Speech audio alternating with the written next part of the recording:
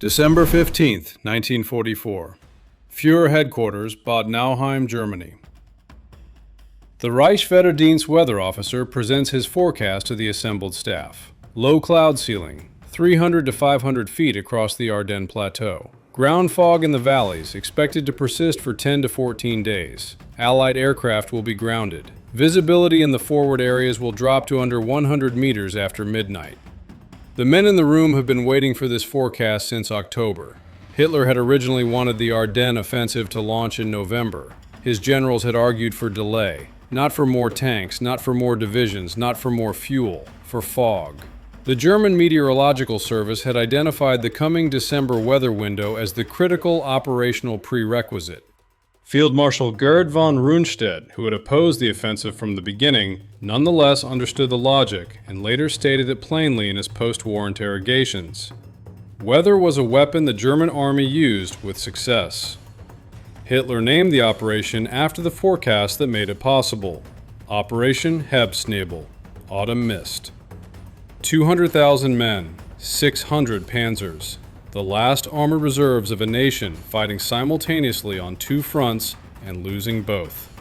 All of it committed to a plan whose first and most fundamental assumption was that fog would neutralize American advantages and return the battle to its raw infantry bones, where German training, German discipline, and German tactical experience would tell.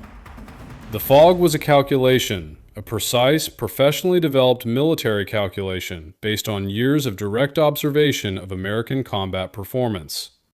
The calculation was exactly wrong. Not wrong in the ordinary military sense of an intelligence failure or a planning error. Wrong in a deeper sense. Wrong in a way that required a misunderstanding of what the American army had become. A misunderstanding so fundamental that the German officers who survived and were subsequently interrogated kept returning to a single German word when they tried to describe what had happened to them in the frozen Belgian forests. Unbegreiflich, incomprehensible. This is the forensic audit of why they used that word, of what the German calculation had missed, of who built what it had missed, when they built it, and why no one in Berlin in December 1944 knew that it existed. The German calculation was not unreasonable. Military history is careful not to mock the reasoning of men who lose, because in most cases the reasoning made sense given what they knew. The German planners in 1944 knew several things about the American army with high confidence, derived from direct combat observation across 3 years of fighting in North Africa, Italy, and France. They knew that American combat power was inseparably linked to air supremacy. The Yabos, the fighter bombers, P-47 Thunderbolts and P-38 Lightnings, had been devastating to German formations operating in the open. At Falaise in August 1944, Allied aircraft had participated in the encirclement and destruction of an entire German army. At Mortain, fighter bombers had turned back a German armored counteroffensive within hours. The German soldiers had a name for the Yabos that conveyed something beyond tactical respect. They feared them with the specific intensity that medieval armies reserved for plague. You could not fight something you could not see coming, and the Yabos were always coming. They knew that American artillery, while effective, was understood to depend on observation, on forward observers with line of sight to the target, or on spotter aircraft calling in corrections. Strip away the aircraft and obscure the forward observers in fog and snow, and the artillery fire, however technically proficient, would lose the feedback loop that made it devastating. They knew that American armor was lethal in open country with clear visibility and a functioning supply chain. In the cramped hedgerow country of Normandy, Shermans had been significantly less effective than their numbers suggested. In the Hürtgen Forest, American infantry without armor and air support had struggled catastrophically, taking weeks and tremendous casualties to accomplish what the German defenders accomplished more easily, simply by staying in place. They had done the analysis. The pattern was consistent. Deprive the American army of its technology advantages, air power, mobility, long-range observation, and reduce the contest to pure infantry combat and limited visibility, and the German advantage in combat experience and tactical sophistication would reassert itself. The reasoning had historical precedent beyond just the American case. Fog, in military history, was a force equalizer. It stripped away coordination, degraded communications, dissolved the coherence of complex operations. Infantry units lost contact with adjacent units. Artillery fell silent because observers couldn't see. Headquarters lost track of their forward elements and issued orders based on information that was already outdated. The carefully rehearsed drills that functioned in daylight became impossible in zero visibility. This had been true of every army in every major European conflict. The pattern was so consistent that it had been incorporated into German doctrine at the cellular level. Train your officers to operate without communications. Train them to understand commander's intent so thoroughly that when the fog comes and the radios fail and the telephone wire is cut by artillery, they can still act effectively toward the objective. This was Auftragstaktik, mission command, and it was the intellectual centerpiece of German military professionalism. The doctrine was elegant. It acknowledged a real problem and provided a real solution. The real problem was that battlefield communications were unreliable, and the real solution was to make each officer sufficiently aware of the commander's intent that he could act without those communications. Germany had been developing and refining this doctrine since the Prussian military reforms of the 19th century. By 1944, it was embedded not just in training manuals, but in the professional culture of every German officer corps. The expectation that you would act, that you would not wait for orders that might not come, that your understanding of the mission was your primary tool. The American military, coming from a different institutional tradition, had developed a different response to the same problem. The American response did not assume that communications would fail. It assumed that communications could be made reliable, and then it built a doctrine that depended on that reliability, which meant that if the reliability could be achieved, the doctrine would produce effects that no Auftragstaktik-dependent force could match. The bet was on the technology. Nobel's FM set was the technology the bet depended on. In the Hurtgen Forest, from September through December 1944, the American bet had appeared to fail. The Hurtgen was dense mountainous terrain where visibility was limited even in clear weather and where the forest canopy blocked air observation. The American artillery system could function in those conditions, but the concentrated forest coverage limited the effect of massed fires in ways that open terrain did not. American infantry in the Hurtgen suffered catastrophic casualties, taking objectives that German defenders protected at dramatically lower cost. Ernest Hemingway, who was present as a correspondent, called it Passchendaele with tree bursts, a reference to one of the worst attritional disasters of the First World War. The German planners had noted the Hurtgen. They had read the after-action reports and the intelligence summaries. They had observed what happened to American combined arms capability in conditions that limited air power and reduced the effectiveness of observation. They had drawn the conclusion that the Ardennes, in fog, in winter, was a comparable environment, one in which the American system would perform as it had in the Hurtgen, badly. The conclusion was wrong for a reason that was not apparent in the Hurtgen data. The Hurtgen had degraded American artillery effectiveness not because fog eliminated radio communication, but because the terrain limited the physical effect of artillery rounds that the radios were calling accurately. Shells fired into dense forest canopy lose much of their effectiveness to the trees. The same communication system that was providing accurate fire in the Hurtgen was doing so. The shells were landing where they were directed. The problem was not the radio, not the FDC, not the observers. The problem was physics. Ardennes terrain in December was different. The ridgelines were open. The approach routes were roads and fields. The massed fires that the FDC could coordinate would have their full effect on infantry and armor moving across the snow-covered plateau. And the fog that the German planners had chosen to limit American observation would do nothing to limit the accuracy of fire called in by observers using grid references derived from maps and pre-registered target coordinates. The German calculation had used the Hurtgen as evidence. The Hurtgen was the wrong evidence. The demonstration at Fort Sill, Oklahoma in the summer of 1931 was attended by officers who were, by subsequent accounts, not particularly impressed. Majors Carlos Brewer and Orlando Ward had spent years working on a problem that most of the American military establishment had decided was secondary to real soldiering. the coordination of multiple artillery batteries on a single target through a centralized calculation hub. The existing system required each battery to calculate its own firing data independently, then fire independently, creating a dispersion of rounds across the target area that was effective in aggregate, but wasted the potential of simultaneous concentration.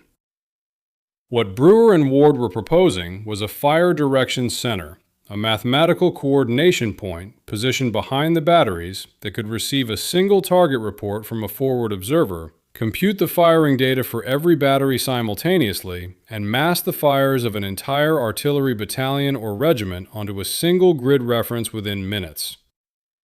The physics were sound. The mathematics were sound. The communications requirements were, by 1931 standards, the problem.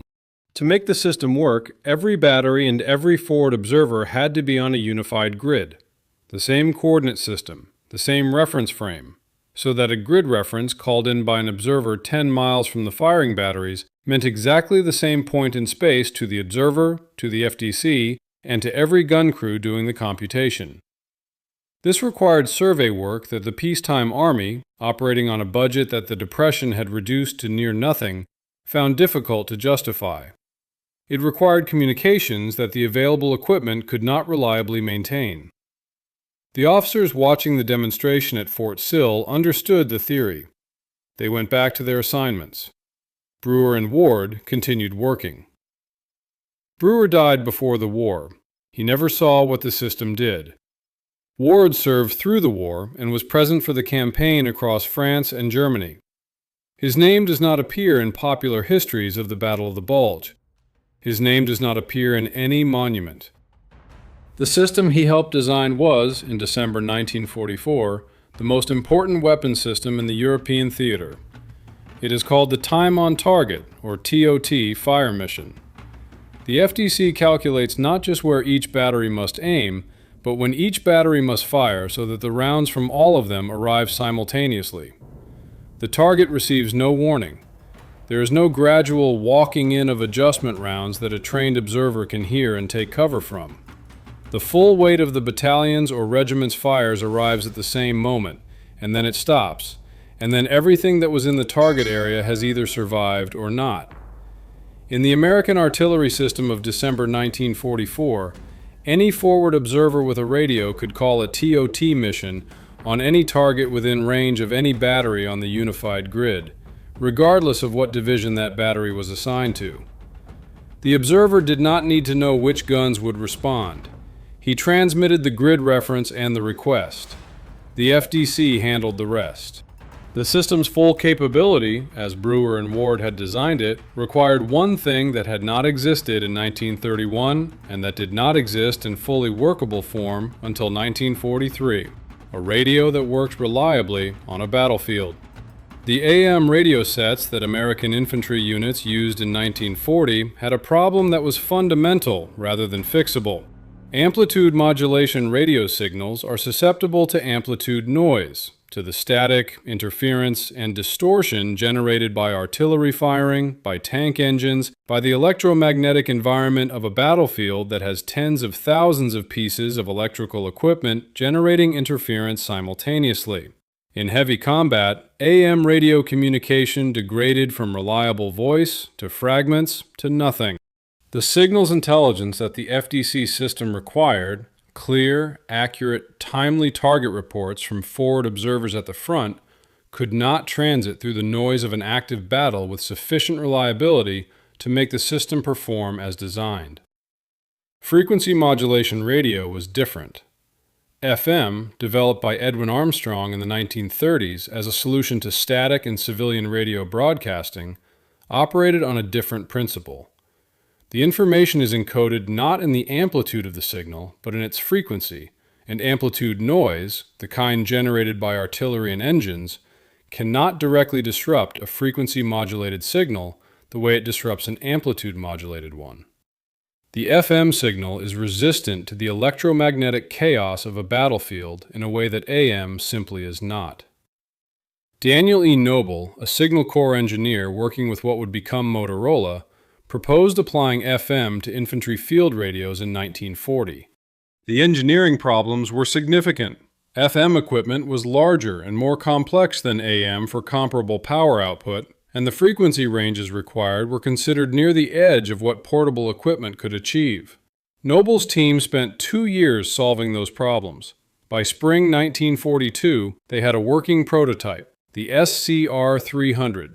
Backpack-mounted, 35 pounds, FM frequencies from 40 to 48 megahertz, range under combat conditions, 3 to 5 miles of clear, intelligible voice communication, in a snowstorm, at 2 in the morning, with 1,000 artillery rounds detonating in the surrounding area. The SCR-300 reached combat in Sicily in 1943. By Normandy in June 1944, it was standard equipment at company level. By December 1944, approximately 50,000 units had been fielded across the European theater. The forward observer at the front line, the man whose target report was the input the entire FDC system depended on, carried one on his back wherever his unit went. The German army used AM radios, not because they were behind in technology. In many areas, German electronics were superior to American equivalents, but because Auftragstaktik had been built on the assumption that communications would fail, and the tactical doctrine had been designed to function without reliable communications. The assumption that communications would fail was correct for AM equipment on a modern battlefield. It was not correct for FM equipment that Nobel's team had designed specifically to remain reliable in exactly those conditions. Germany had built a doctrine for fog. America had built a radio that worked in fog. These were not equivalent responses to the same problem. December 17, 1944, 0430 hours. A ridge above the Belgian village of Lanzerath. Lieutenant Lyle Buck is 20 years old today. That is not a rhetorical device. December 17th was his actual birthday, and he is spending it in a snow-covered foxhole in temperatures well below freezing, listening to something move in the fog below him. Buck commands the Intelligence and Reconnaissance Platoon of the 394th Infantry Regiment, 99th Infantry Division. The I&R Platoon is a reconnaissance unit. Its mission is to observe and report, not to hold ground. It has 18 men, rifles, 2 machine guns, and an SCR-300 radio. What is moving through the fog below Buck's position is the 1st Battalion of the 9th Fallschirmjäger Regiment, approximately 500 German paratroopers, veterans of the Eastern Front, men who had survived Stalingrad and the subsequent retreat across Russia. They are the advance element of the 1st SS Panzer Division's corridor clearing operation, tasked with opening the road through Lanzerath for the armor behind them. The entire offensive's northern axis, the axis that Field Marshal Model had calculated would reach the Meuse River within 48 hours, ran through Lanzerath, through this ridge, past these 18 men.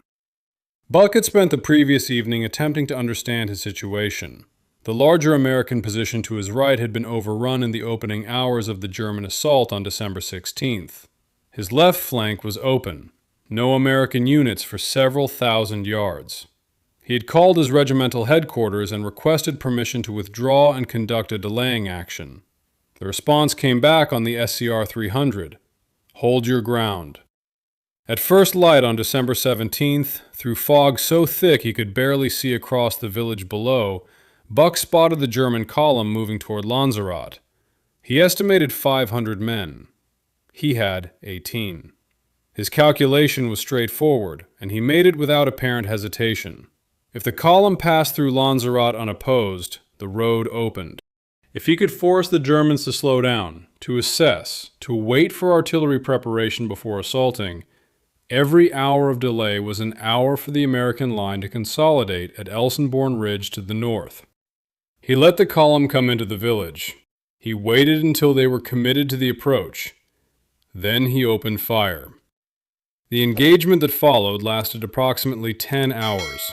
The German paratroopers, professional soldiers, highly trained, numerically overwhelming, attacked the ridge repeatedly.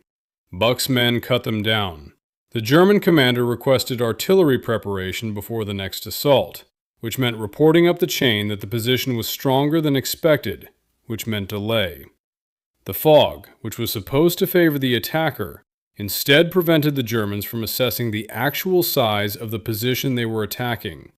The fire from the ridge came from multiple directions as Buck moved his men continuously, creating the impression of a larger force.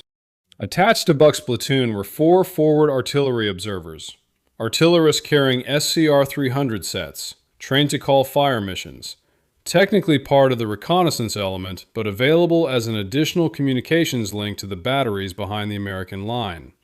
The German commander, Hauptmann Joachim Peiper's advance unit, had expected a clear road through Lanzerath, sent messages up the chain that would shape the entire offensive's northern axis. He reported the position at Lanzerath as held by a substantial American force with tank support. He requested artillery preparation before any further assault. He requested reinforcement. These requests traveled up through the 9th Fallschirmjäger Regiment, through the 3rd Fallschirmjäger Division, to the 6th SS Panzer Army's headquarters, each transmission adding time, each answer coming back down the chain. Hold, prepare, wait for further orders, added more time. The German commander was not incompetent. He was responding rationally to an American position whose actual size he could not determine because the fog prevented reconnaissance of the ridge and the fire from Buck's men came from enough different angles that no estimate he could make was reliable.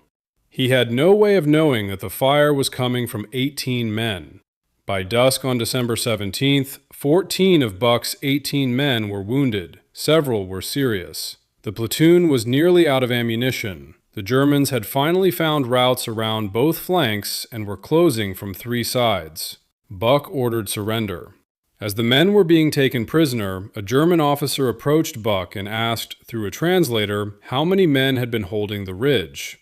Buck told him 18. The German officer was silent for a moment. He called his adjutant. The adjutant began writing. He was writing, in German military administrative language, a recommendation that these men receive their country's highest decoration. The 1st Battalion of the 9th Fallschirmjäger had been delayed approximately 18 hours. The 1st SS Panzer Division's northern corridor was 18 hours behind schedule on day 1 of an offensive whose timetable had been calculated with no allowance for delay. Those 18 hours were not recovered. Buck was taken to a prisoner of war camp. He believed, for 37 years, that his platoon had failed, that he had let the Germans through. He did not know, he could not know, because the army did not fully reconstruct the December 16th to 17th timeline until the 1980s, that what his 18 men had done, combined with what the artillery was about to do at Elsenborn Ridge to the north, was sufficient to break the northern axis of Germany's last offensive. He found out in 1981. He was 57 years old. Elsenborn Ridge, December 17th to 27th, 1944. The German plan required the 6th SS Panzer Army under SS Obergruppenführer Josef Sepp Dietrich to seize Elsenborn Ridge on the first day of the offensive. The ridge dominated the northern road network. From Elsenborn, the road to Malmedy opened. From Malmedy, the road to the Meuse. Without Elsenborn, the entire northern axis was throttled into secondary routes too narrow for the armored exploitation the operational plan required. What waited for the 12th SS Panzer Division, the Hitler Jugend, veterans who had fought from Normandy to Hungary and back, when they reached the approaches to Elsenborn, was a demonstration of Brewer and Ward's 1931 concept, executed at the scale they had only theorized about. Brigadier General John H. Hines, commanding the 2nd Infantry Division Artillery, had spent the weeks before the German attack doing something that his peers would later describe as quietly decisive. He had coordinated across divisional boundaries, something the American Army's unified grid made possible, to create a single fire net over the northern approach routes to the ridge. Every battery within range, regardless of divisional assignment, was linked to a single FDC. Every forward observer from the infantry units holding the ridgeline had SCR-300 sets linking them directly to that center. The number of guns available to this unified fire net, drawn from the 2nd Infantry Division, the 99th Infantry Division, and supporting corps artillery battalions, exceeded 300 tubes at peak consolidation. Between December 17th and December 27th, The artillery at Elsenborn fired at sustained rates that the German Volksartillerie Corps supporting the 6th SS Panzer Army could not approach and could not suppress. The German counter-battery effort required the same observation capability that the fog was denying to all forces on the battlefield. German radio direction finding units, the Funkhorch-Kompanien, which specialize in locating enemy transmitters by triangulating from multiple stations, were attempting to find American forward observers by tracking SCR-300 transmissions. The technique required mobile stations that could move to different positions to establish a geometric fix on a transmitter. In fog and snow, with American artillery suppressing road movement in the approach zones, the Funkhorch-Kompanien could not achieve the mobility the technique required. The SCR-300 transmissions were received and recorded, but not locatable. The observers remained in their positions. The guns kept firing. The first pre-registered TOT missions hit approach routes that Heinz's staff had plotted weeks before the offensive began. The German commanders did not know these routes had been pre-registered. The fog that was supposed to give their advance cover had given the American artillery staff time, in the weeks before the offensive, to survey every approach, register every likely avenue, and build a library of target coordinates that could be transmitted the moment the German columns appeared.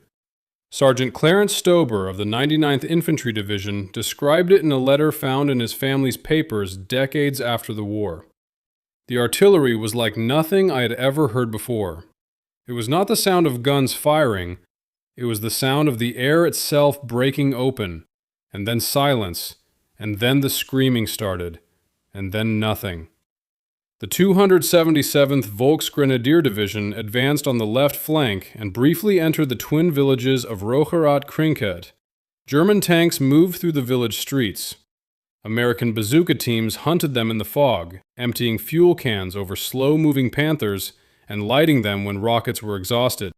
The fighting was close enough that individual soldiers could identify enemies by sound rather than sight. What held the ridge while the villages changed hands was the artillery. The forward observers with the infantry companies in Rocherath-Krinkert maintained radio contact throughout. They called fire missions from positions where German tanks were operating on the same streets. The guns fired. The coordinates were accurate. A German major captured after the failure at Rocherath-Krinkert was interviewed by an American intelligence officer in late December 1944. The interview record is preserved in the Army archives. The German officer said, in close paraphrase from the transcript, "I have fought Americans before in France, in North Africa. They were slow. They needed everything prepared. They needed to see. In this forest, in this fog, I expected them to lose their heads. Instead, they were everywhere at once. I do not understand the mechanism. How do soldiers coordinate at night in fog when they cannot see each other? In the German army, this requires years of training. In your army, it seems to happen automatically." The mechanism had a name. 3 names. The SCR-300, the Fire Direction Center, the Unified Grid. No German intelligence service had analyzed it, because in clear weather it was invisible. The American Army used aircraft spotting and visual observation, and the FM radio was a supporting element. The mechanism only revealed itself in fog. The German High Command had identified those conditions and chosen them deliberately. On December 26th, the 246th Volksgrenadier Division, infantry conscripts with months of training rather than years, made the final German attempt on Elsenborn Ridge. They advanced across open ground at dawn. The fire missions went in on the SCR-300. The FDC computed. The guns fired. The 246th attack lasted approximately 8 minutes. On December 23rd, the fog broke. The Allied air forces flew 1,400 sorties over the Ardennes on the first clear day. German supply columns that had moved freely in the fog for a week were exposed on the open roads. The results were immediate and catastrophic. Fighter bombers destroyed supply trucks, ammunition columns, and fuel depots across the entire German rear area.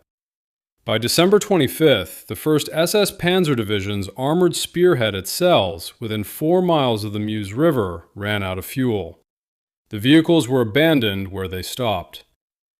The fog had been Germany's only protection from the air power it had correctly identified as decisive. When the fog lifted, the air power returned, and it found a German logistical system that 10 days of fog had preserved, but that the artillery at Elsenborn had already been slowly dismantling through the steady destruction of approach roads and supply points. The 12th SS Panzer Division, the 3rd Panzer Grenadier Division, and their supporting formations had exhausted their offensive capacity against Elsenborn Ridge without capturing it. The 6th SS Panzer Army was subsequently transferred to the Eastern Front. Dietrich's armored spearhead never reached Malmedy. Here is the full forensic accounting of what the German weather calculation missed. In clear conditions, the American Army's most visible advantages were air power, mobile armor, and direct observation artillery. German planners could see all three, had analyzed all three, and had correctly identified fog as the condition that negated all three.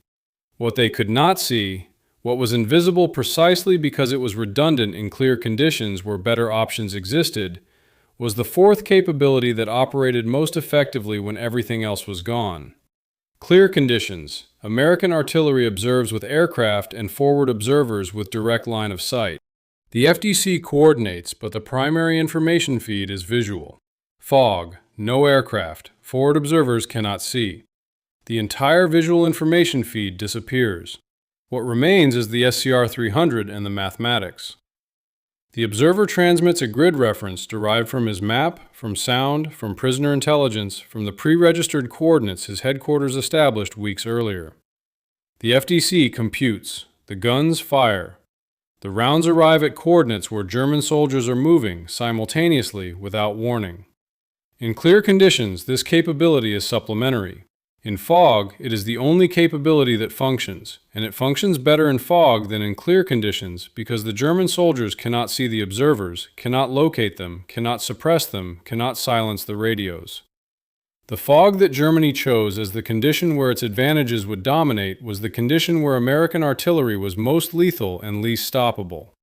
The German calculation identified the right environmental condition and drew the precisely wrong tactical conclusion from it. The numbers confirm this. The 6th SS Panzer Army suffered approximately 40,000 casualties in the Ardennes offensive.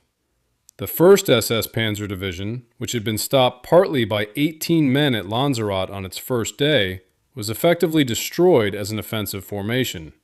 The 12th SS Panzer Division, which was beaten against Elsenborn Ridge, had ceased to exist as a coherent armored force by the time it was transferred east.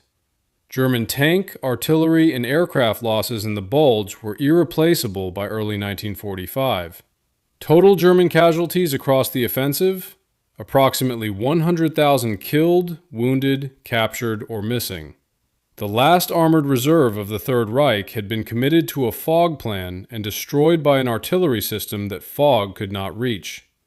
The American losses were severe. 75,000 casualties, including approximately 19,000 killed. The Bulge was the bloodiest engagement the American Army fought in the European theater. This is not a story of effortless victory. It is a story of catastrophic German miscalculation that cost both sides enormously, with the balance falling on Germany in a way that Germany could not recover from.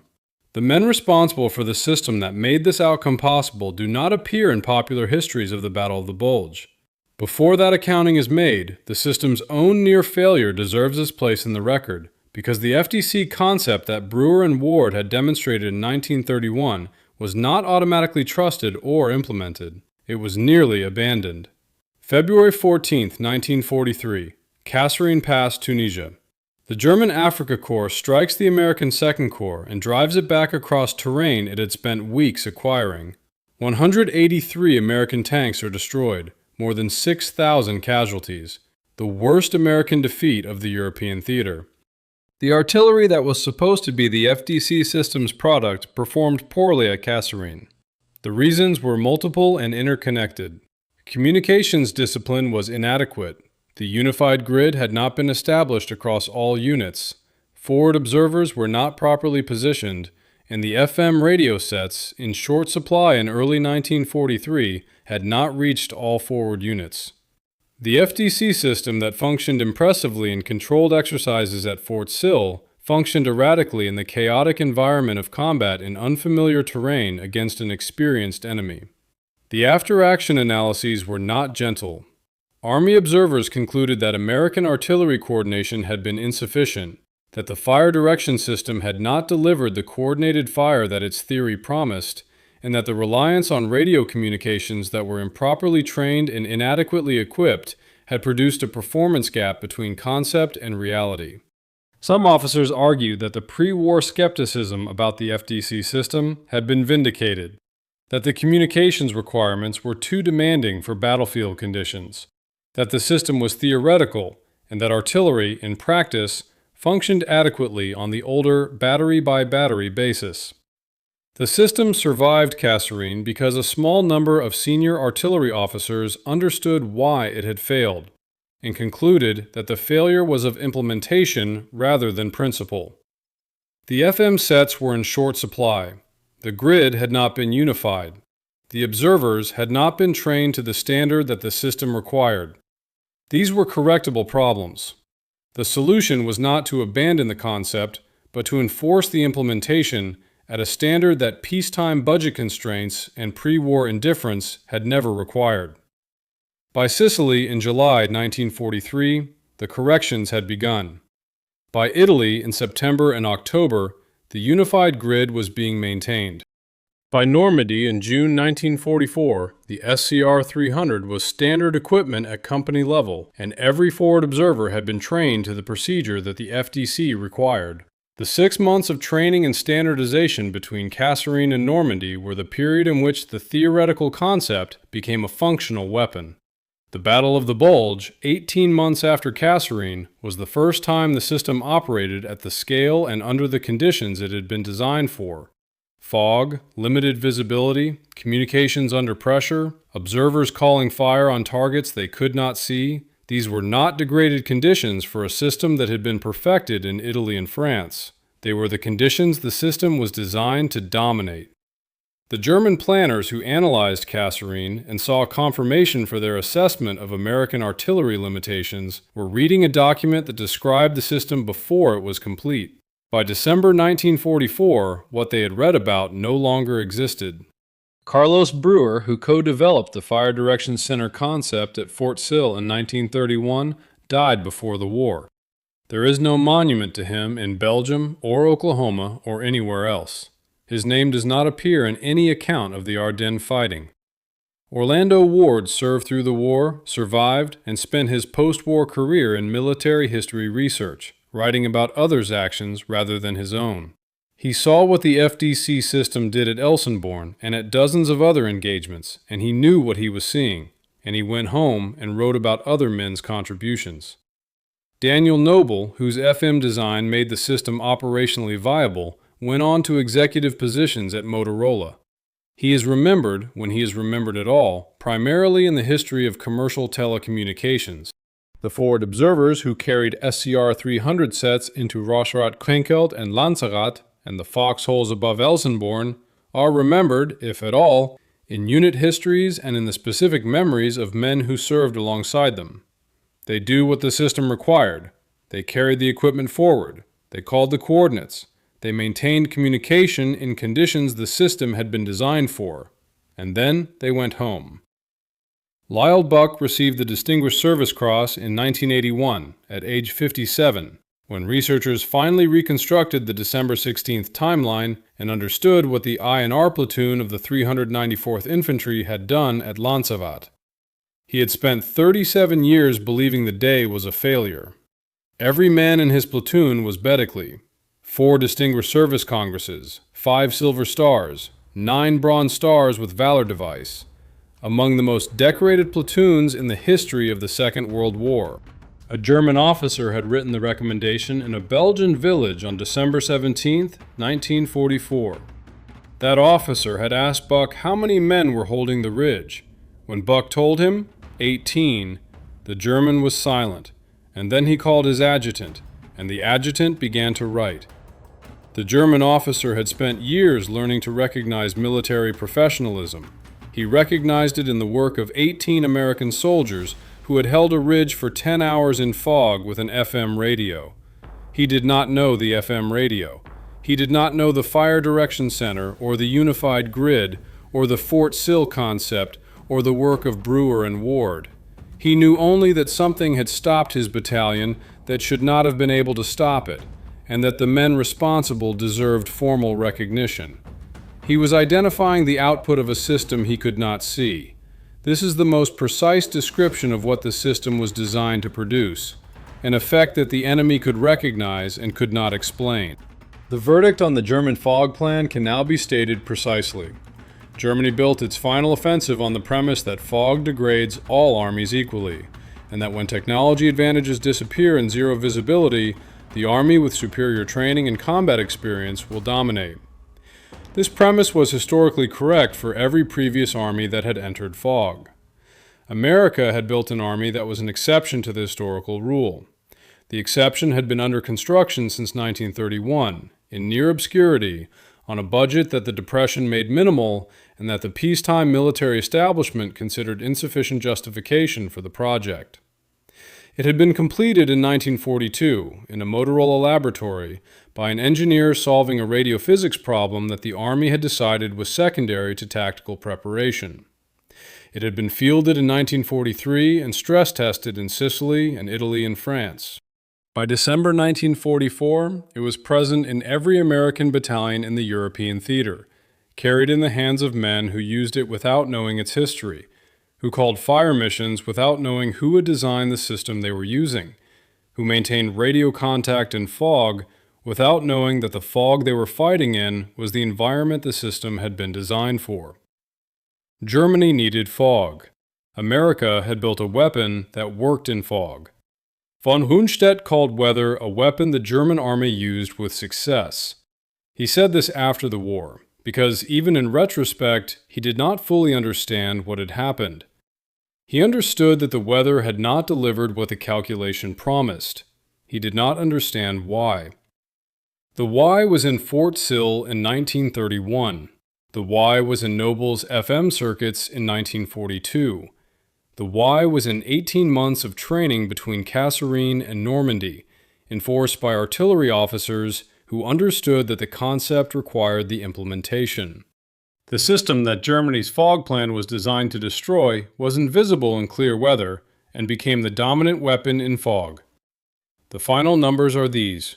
German casualties in the Ardennes offensive: approximately 100,000 killed, wounded, captured, or missing. German tank losses: approximately 600, of which the majority were destroyed by American artillery rather than by armor or air power, because the fog that protected German columns from the air did nothing to protect them from fire called on grid coordinates by observers who needed no line of sight. The last armored reserve of the Third Reich was consumed in 10 days of fog against a mathematical system that the fog could not reach. When the fog broke on December 23rd and the air came back, it found German logistics already degraded by the artillery that had been working through the previous week. The two systems, the mathematics of the FDC in fog, the physics of air power in clear weather, were not competing for the same operational space. They were sequential, each doing its work in the conditions that favored it, together covering all conditions. Germany had planned for one of them. America had both. Lyle Buck found out in 1981 what his 18 men had done. He received the Distinguished Service Cross at age 57. Every man in his platoon was decorated. The German officer who had written the recommendation had recognized something in the work of those men that his own training could not fully explain. He was right to recognize it. He was looking at the output of a system he could not see. A system built in 1931 by men who received no monuments, transmitted through FM circuits designed in 1942, carried into a Belgian village in December 1944 by men who used it without knowing its history. Germany named its last offensive after the fog. It did not know it was naming it after the thing that would kill it.